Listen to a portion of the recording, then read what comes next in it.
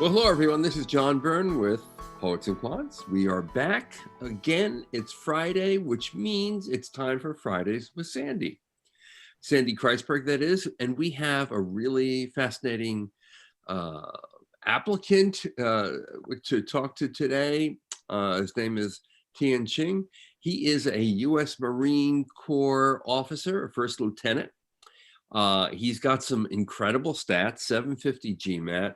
3.9 GPA from Berkeley's Haas School of Business, where he majored in business. And I have to say, it's one of the most highly selective undergraduate business programs in the world. He also majored in Chinese language. He joined the military kind of late in life. He had a little career in accounting.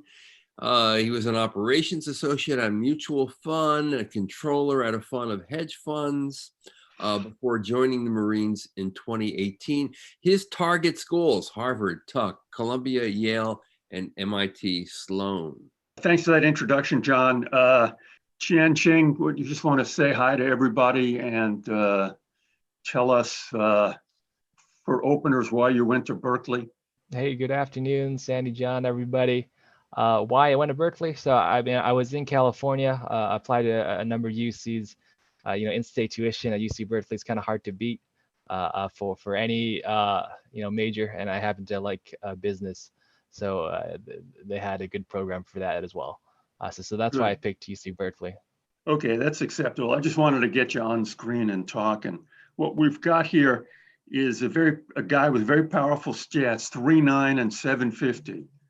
He's got another stat that is in the gray zone. He's 30 years old. So that's on the old side for people applying to business school, although maybe less so from the military. So that's one thing. He's 30 years old, and he's also had 3 jobs. He's worked at for 3 years as an operations associate at a outfit called Shelton Capital Management. Then he worked for 2 years at a place called New Legacy Capital, and then he joined the Marines. So it's a unique resume with a lot of questions. The first thing they're going to ask you is, how old were you when you joined the Marines, and how come you did it? So I joined the Marine Corps when I was 27. I started the process when I was 25, and I just naturalized as a U.S. citizen, which, if you've never done it before, it's very exciting. There's a lot of pomp and circumstances. A ceremony. You get a video from President Obama telling you how great it is to be an American citizen. So on top of the patriotic feelings at the time, I just felt like very appreciative of the country that has given me such a high standard of living, compared to where I came from in China. So I thought at least for 4 years, I wanted to serve my country, and then maybe come back and go back to what I was doing. Okay, I'm going to follow up with that, but let me ask you one of the tougher interview questions. Introduce yourself to your classmates. Hey, good afternoon, everybody. I'm Tian Ching. I previously worked in investment management, in the operations, the accounting side. Joined the Marine Corps out of patriotic feelings and wanting to serve my country. As a manpower officer in Japan. Did a few deployments. Now I'm trying to transition back in the civilian world, hoping to get back into investment management, but maybe pivot more to the financial analysis side of things. That got better. What'd you think of that, John? I liked it. I thought it was good. You got to frame it better in the beginning. You go, hi, hi everyone. My name is Tian Ching. I've got a slightly unusual story. I was born in China. I came to the United States when I was X years old. We just need that framing. Okay. And Roger. Then after that, I went to Berkeley, was a business administration major, and then out of college, I joined a small capital management firm called Shelton Capital Management for 3 years. I was in their operations, and then I joined another firm called New Legacy Capital, and then at age X, I joined the United States Marine Corps, where I've been for the past Y years. Gotcha. You get the difference? Yeah, for sure. A lot more context. Exactly. Yeah. You know, Otherwise, because your story is so unusual. the other interesting part of Okay. his story is the fact that he's been stationed in Japan for 3 years. He was deployed in Australia for almost a half a year. And I think that international exposure is going to help him with his chances, frankly. Possibly. I agree with that. Okay. Tell me about your decision to go to Shelton Capital Management. So I love picking stocks. Although my training, my education was in accounting, I like doing investments in my free time. So I decided to join a mutual fund. Shelton had a variety of products.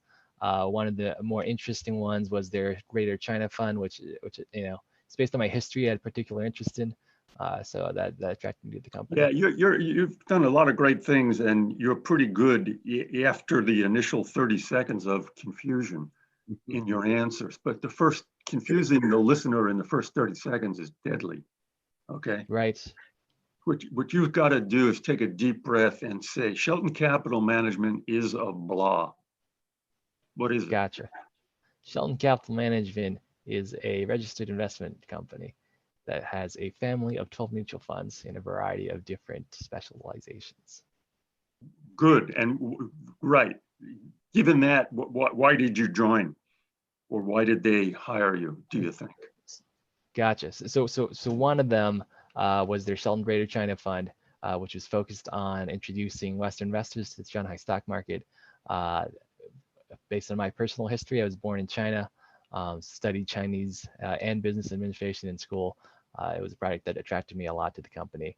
So that's why I applied, and I went from there. Okay, that's an interesting answer and a slightly better answer. Okay, let's just go through this. What was your greatest accomplishment at Shelton Capital? At Shelton Capital, about halfway through my time there, they moved the business, at least the operations side of the business, from San Francisco to Denver. It was a relative. So the operations side of the business, we had like 4 people. Of them, only one of us was going to Denver, and that was me. So the 3 eventually transitioned out of the company. I was the. Yeah. Okay. Stop. Hey, John. Tell him how dead he is. You went dead man talking. Too much information. Just too much. Okay. Right to the point, and then stop. Make them ask you another question. It was not only too much information; it was the wrong information. Uh-oh. So you did 3 years at Shelton Capital. Why did you then transition to New Legacy Capital, and what is it? The real reason was I had I was naturalized as a citizen and applied to the Marine Corps. I did not think the process would take 2 years. The reason I would probably give it an interview, it was a natural progression of doing financial operations for investment companies, going from ops role to the controllership role, a higher leadership position at a more interesting fund. Let's pretend you never joined the Marines. Just answer the question. Okay. Why did you join New Legacy Capital? So it was a natural progression of a career in on financial operations for investment companies. Increased responsibility at a more interesting fund, working with more interesting products.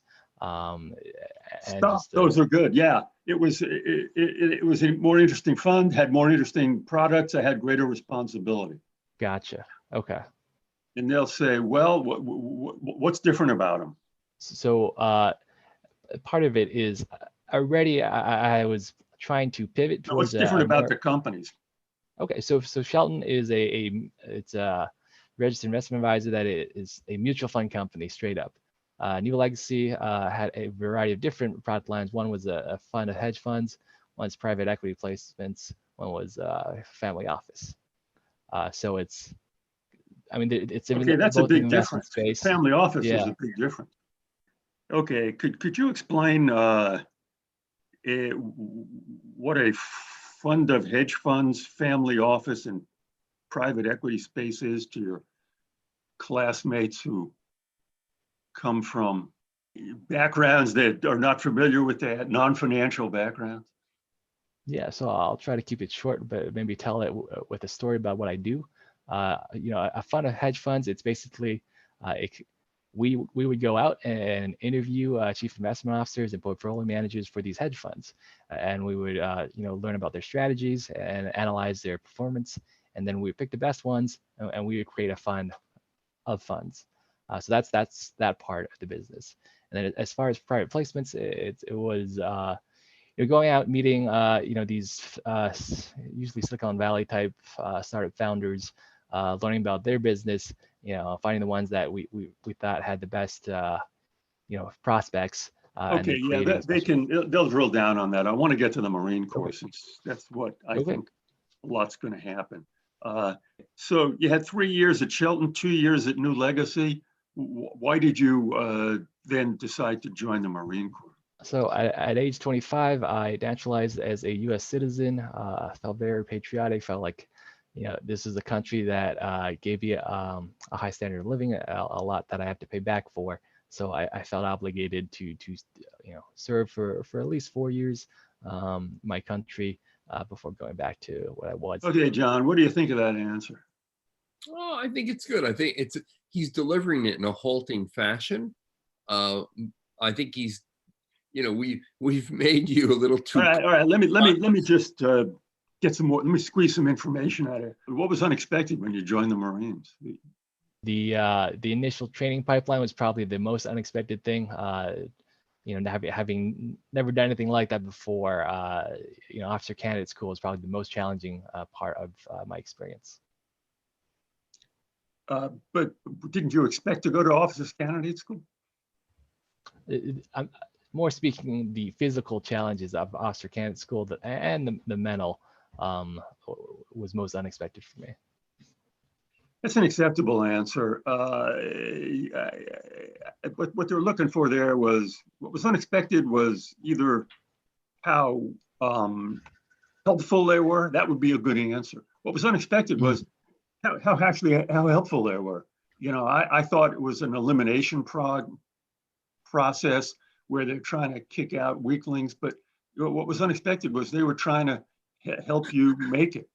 If that's true, but that's a great answer. That is not true. They are trying to kick out weaklings. Okay, good. So that's not the answer. What was unexpected was that there were a lot of people who were not born in the United States. That was true.